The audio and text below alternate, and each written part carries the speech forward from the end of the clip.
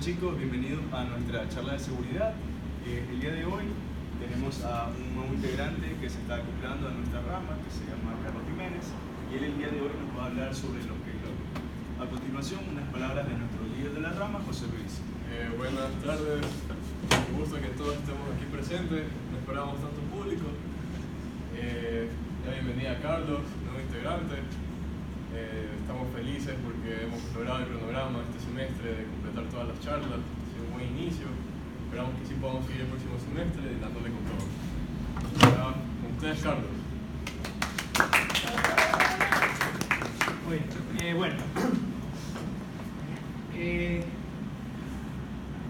Primero que nada, me presento, mi nombre es Carlos Jiménez.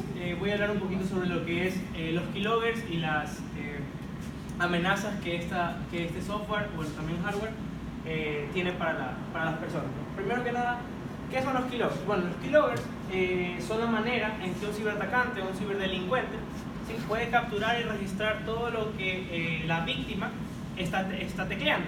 Aunque bueno, hay ciertos keyloggers que también registran lo que el clic que la persona da. Pero bueno, el uso que se hace de esta información es muy variado. Sí, como podemos saber, si nos ponemos desde el punto de vista de un atacante, él puede hacer lo que quiera básicamente con esta información que él recolecta dependiendo de cómo la maneja, ¿no?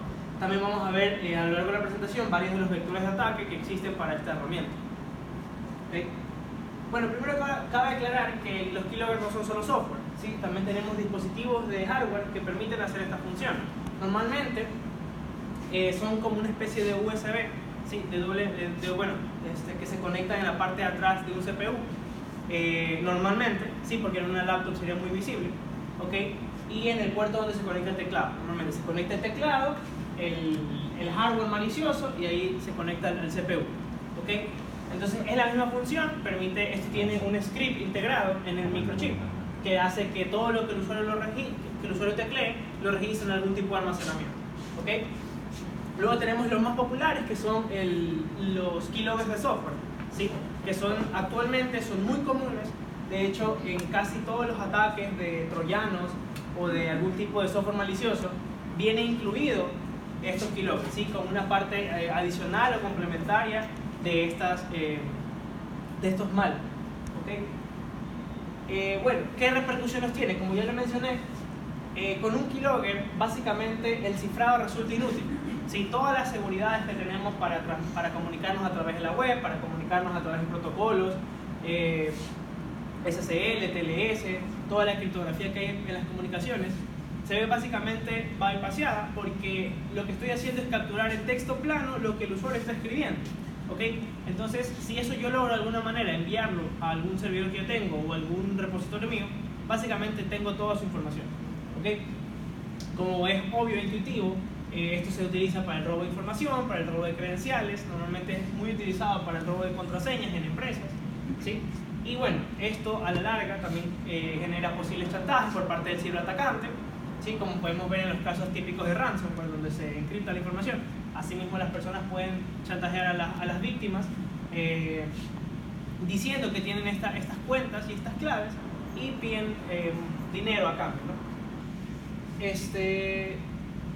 Bueno, los vectores de ataque de los keyloggers. ¿Qué es un vector de ataque? Primero que nada, es la manera en que un atacante puede llegar a la víctima, ¿sí? Son las distintas maneras en que un ciberatacante puede introducir este malware en tu sistema. ¿Okay? La primera y la más común es la ingeniería social. ¿Okay? Puede ser por medio de un email, puede ser por medio de un ataque físico o, como ya lo mencioné, del hardware malicioso.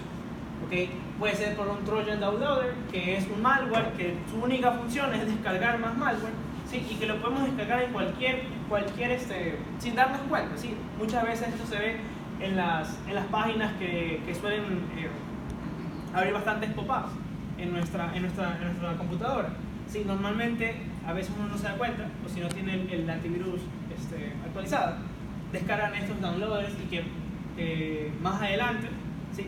Van a descargar otro tipo de malware en nuestra computadora. También puede ser por backdoors de aplicaciones que tengan un código malicioso o que una persona haya alterado el código de alguna aplicación para dejar una puerta trasera, cosa que cualquier atacante puede comunicarse vía HTTP o vía algún protocolo de red, ¿sí? E instale estos keyloggers. ¿ok? Luego, si ya lo vemos desde el punto de vista de offensive security, ¿sí? Podemos usar herramientas como Metasploit o MFSB, ¿no? Que son indispensables para un ciberatacante, porque esto utiliza encoders. ¿Qué son los encoders? Los encoders son la forma en que yo altero el código de un malware para que no lo reconozca la firma del antivirus, ¿sí? Porque sabemos que los antivirus tienen bases de datos de firmas que identifican malware, ¿verdad? Entonces estos encoders lo que hacen es alterar este código con la finalidad de tratar de bypassear esta seguridad. ¿Okay? Es muy común este uso de encoder para lanzar ataques. Muy bien, entonces vemos un poquito sobre la ingeniería social. Les mencioné que es la técnica más común que hoy en día se utiliza por los ciberatacantes. ¿Okay? Según estadísticas, el 97% de los ataques, ¿sí? No explotan vulnerabilidades, no se crean exploits para eso, sino que se usan técnicas de ingeniería social que consiste básicamente en manipular psicológicamente a una persona, ¿sí? A un usuario final de aplicaciones o a un usuario que está dentro de la red o que está dentro de la empresa, ¿sí? Una frase que la he escuchado bastante y que es muy cierta es que la seguridad de una red o de un sistema es tan fuerte como el eslabón más débil. En este caso, el eslabón más débil casi siempre es el usuario de las empresas, los usuarios que no son técnicos, los usuarios que quizás no tienen un conocimiento técnico o una capacitación que les permita tener ciertas medidas de seguridad.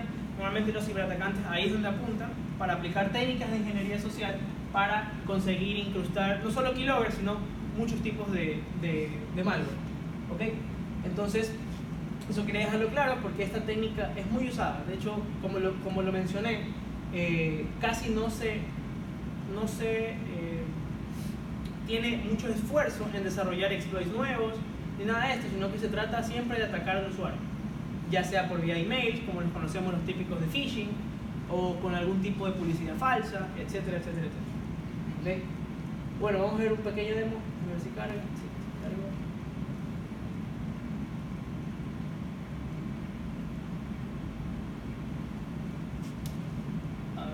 Bueno, aquí tenemos el sistema operativo Kali Linux, muy usado por pentesters para realizar pruebas. Y bueno, ahí tenemos el código de un keylogger. ¿Okay? Básicamente estamos usando el lenguaje Python por temas de simplicidad. Utilizamos esta librería que se llama PyInput, ya que es básicamente para, como lo dice ahí, estoy importando la tecla y el listener, ¿sí? Que bueno, si tenemos algo de conocimiento de programación, un listener simplemente es algo que está a la escucha, como el nombre lo indica, a cierto evento, que en este caso es el presión de las teclas. ¿Okay? Entonces este listener tiene callbacks, ¿sí? Que son eventos básicamente que se llaman cuando se presiona una tecla y cuando se suelta una tecla. ¿Okay? Entonces, bueno, ahí está el código. Lo que hacemos es crear listas de teclas, ¿okay? Y luego las escribimos a un archivo. Como lo mencioné en una de las primeras diapositivas, lo que se hace con esta información es muy variado. Podemos escribirlas en archivos, podemos mandarlas a bases de datos, podemos enviarlas a nuestro correo electrónico, podemos tener algún tipo de servidor que está a la escucha de esta información, ¿sí? Y pasarla a otra persona, ¿sí? Entonces, bueno, aquí tenemos ya el método que es para escribir el archivo. Sencillo, nótense que es muy fácil crear este tipo de software, ¿okay? No se requiere un conocimiento tan vasto en programación, simplemente conocer las librerías adecuadas. Y bueno, de ahí ya es registrar estas teclas, hacer algún tipo de validación, porque recordemos que las teclas tienen códigos, ¿okay? Hacer algún tipo de validación o limpieza de estas capturas.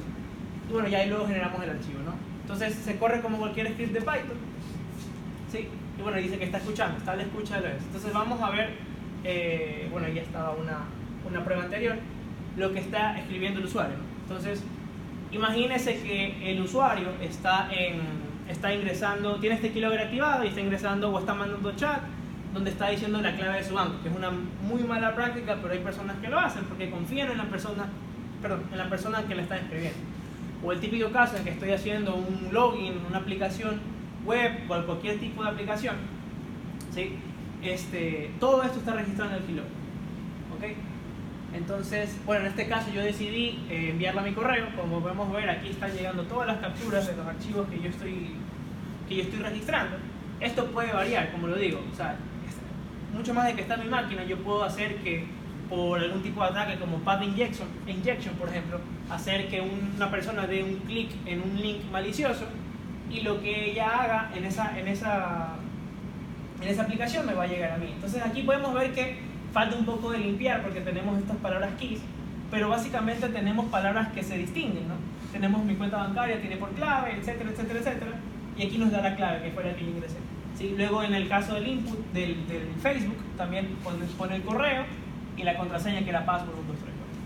Entonces, bueno, ahí también está acumulada una práctica que hice anteriormente, que es lo mismo, pero se ve como esta información que fue recolectada por el keylogger, yo no tuve que hacer nada, solo dejarlo en la escucha y me llegó al correo. ¿Ok? Bueno, creo que ya se puede pasar porque eso era todo. Entonces, ¿qué podemos hacer? ¿Qué podemos hacer para defendernos de estos keyloggers?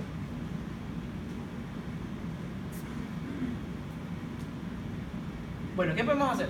Lo primero que nada es, si tenemos en un sistema operativo, como por ejemplo Windows, que es lo que la mayoría y la gran mayoría de empresas usan, sería actualizar las bases de datos de firmas de estos antivirus. ¿Okay? No quiero decir que en Linux no se haga, de hecho en Linux sí puede caer virus, pero como no hay mucha usuario final de Linux, no se suele desarrollar malware para esto. Sin embargo, muchos servidores son Linux, o sea, igual también hay que tener antivirus con Linux. La seguridad física, obviamente, como lo mencioné, los malware, los físicos, se ejecutan como un simple USB. Entonces, una política de seguridad, ya va de la mano con la otra medida de seguridad, es que las personas que manejan este tipo de información sensible, sea como parte de política o como parte de rutina, siempre revisar los puertos del teclado. Siempre revisar que este conector de teclado esté directamente al CPU y no haya nada en el intermedio, ¿sí? Para que no existan esos tipos de robo de información. ¿Okay? Traten lo posible de no abrir links. Bueno, estas son las típicas campañas que se hacen en contra de la ingeniería social. Como lo repito, es la técnica que más se utiliza y donde más la gente cae. Entonces, todo esto de políticas de seguridad, de capacitación de las empresas, es una ardua tarea porque uno, lo quiera reconocer o no, mucha gente no le presta atención a la seguridad, ¿okay? Mucho más que el departamento de IT de una empresa, pero mucha gente suele omitir este tipo de cosas porque dicen, a mí no me va a pasar, ¿sí? Pero en la vida real sabemos que la estadística no miente y estos tipos de ataques suceden muchísimo, sobre todo, bueno, en muchas empresas, tanto grandes como medianas como pequeñas, sucede bastante. Muy bien, entonces, ¿qué podemos concluir en la presentación? Estos keyloggers, en conjunto con otras herramientas de malware, ¿sí? Son muy comunes en el tráfico de la red actualmente. ¿Okay? Entonces nosotros tenemos que tener, hablando desde un punto de vista ya de usuario final o como empresa, ¿sí? Las medidas necesarias o las prevenciones necesarias para no ser un partícipe de estas campañas de hacking, ¿okay? Y que no nos roban la información y que, bueno, no suframos ningún tipo de chantaje, etc. Bueno, eso ha sido todo. Espero que les haya gustado la presentación. Muchas gracias. Sí, si tienen alguna pregunta, por favor.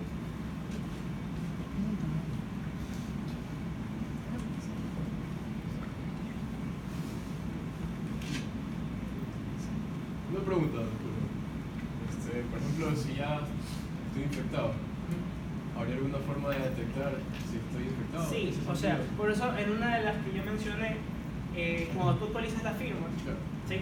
Y si tú corres de nuevo el antivirus lo va a detectar. Ahora, otra forma de verlo es que si te diste cuenta era un script de Python. Parpadea. ¿Okay?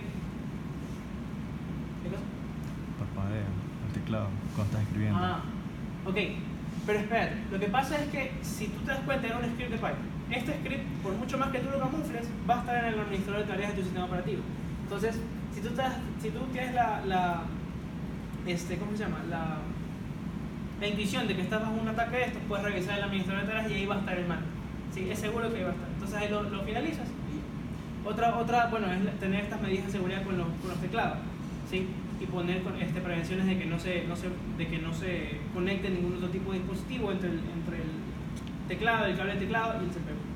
¿Sí? ¿Alguna otra pregunta? ¿Cómo sé si estoy infectado de un keylogger? Ya, a ver, eso lo que pasa es que cuando tú te infectas de un keylogger, ¿sí? Y como otro tipo de malware, tú vas a notar que hay cierta parte no del tráfico, pero del comportamiento de la máquina que está como que está inusual. ¿Okay? Cuando tú haces este tipo de keylogger y este keylogger está consumiendo tráfico, porque por ejemplo lo que hace es enviarte por correo electrónico, ¿sí? Tú tienes que ¿cómo se llama? Revisar este tipo de cosas, el administrador de tareas, revisar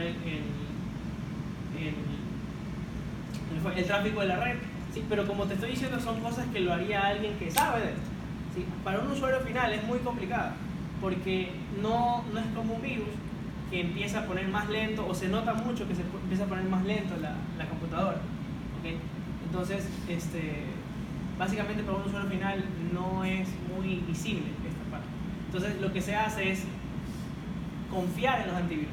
Por eso es que siempre la primera medida de seguridad es tener las bases de datos actualizadas. Porque cuando se actualizan, se actualizan diariamente. Y esto ayuda a que los keyloggers actualmente son muy reconocidos, muy fáciles. ¿Sí? Porque como la estructura del archivo es muy similar. Pero el problema son los encoders. Como lo mencioné, estas herramientas permiten alterar el binario de la aplicación, ¿sí? Moviendo las líneas de código para que cuando se haga la firma del hash de este archivo no sea igual, entonces la base de datos no tenga con qué comparar. Ya, entonces actualmente las empresas que hacen antivirus están constantemente investigando para evadir este tipo de encoders. ¿Sí? Entonces la medida básicamente es actualizar lo que más pueda el antivirus. ¿Alguna pregunta? ¿Qué antivirus recomendarías en esos casos? ¿Antivirus o antes? Personalmente yo uso bastante ESET, el antivirus ESET, pero también es porque sigo bastante la comunidad de ESET y sé que tienen bastantes investigadores. ¿Sí? Personalmente es porque lo sigo y estoy consciente de la cantidad de investigación que hacen y el malware que ellos investigan, que descubren, que publican y están constantemente a eso. De ahí también he escuchado muy buenas referencias de Avast, pero de preferencias personales es. ¿Sí? ¿Y del Windows? Pero ellos están en Windows. No, el antivirus de Windows. Ah, el Windows Defender. Bueno, o sea, no estoy diciendo que sea mal, ¿sí? Pero hay mejores opciones.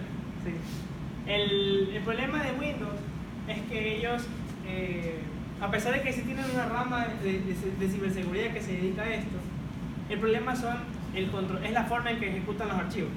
Saben muy bien que el problema de Windows es cómo ejecutan los ficheros, porque son ejecutables. O sea, son .exe la mayoría de programas. Entonces de esta forma es muy fácil incrustar estos malware. Entonces, yo no te recomendaría, o sea, no solo depender del Windows Defender. Obviamente tiene muy buenas opciones, pero yo te recomendaría tener más otra mano, por así decirlo, que en este caso sería el S. ¿Sí? ¿Alguna otra duda?